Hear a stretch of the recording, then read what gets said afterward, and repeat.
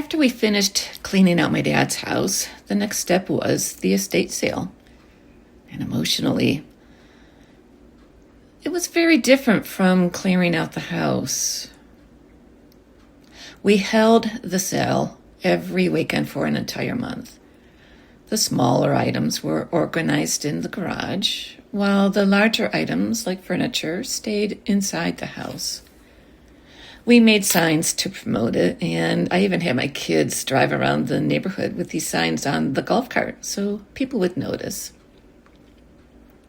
I didn't even know what to expect, but surprisingly, the first 2 weekends went really well. By the end of the month, we made just over $4,500, including selling the golf cart. Considering everything happening at the time, I thought that was a success.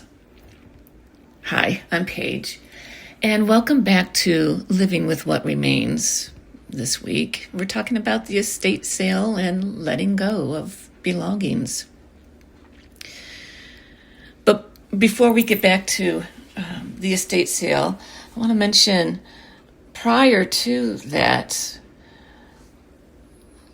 even before we began dismantling the house, I took pictures of every room exactly as my father had left it. My brother, he lives several states away, and he asked for them. It was also important for my Executor records to keep them. So I sent the pictures to my brother, and his response was very simple. He said he didn't want anything from the house, except for one specific piece of jewelry. Well, we never found it. Emotionally, the estate sale was the next step in the grieving process. It's strange, really, watching people get excited about items that carry family memories. People would show up early to these sales.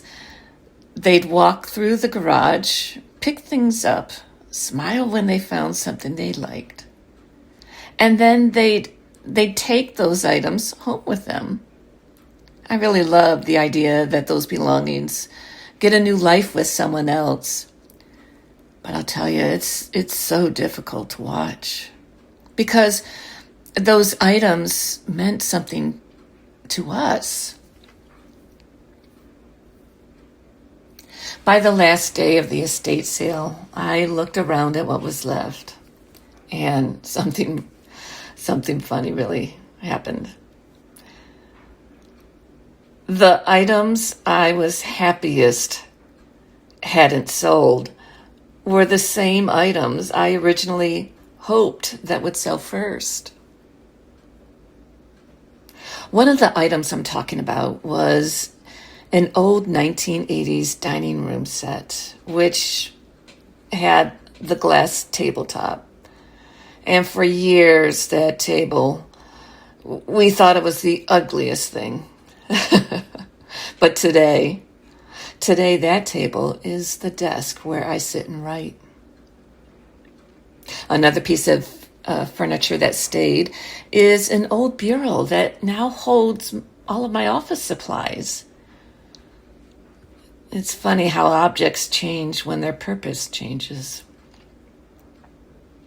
The estate sale was a success, but more importantly, it was another step forward in the process of letting go and learning how to live with what remains. If you've ever had to sell or give away a loved one's belongings, you know how complicated those moments can feel. And if you're going through something like that right now, you're not alone. This channel is about what it really looks like to live with what remains. Next week, I'll share what happened when we finally put the house on the market.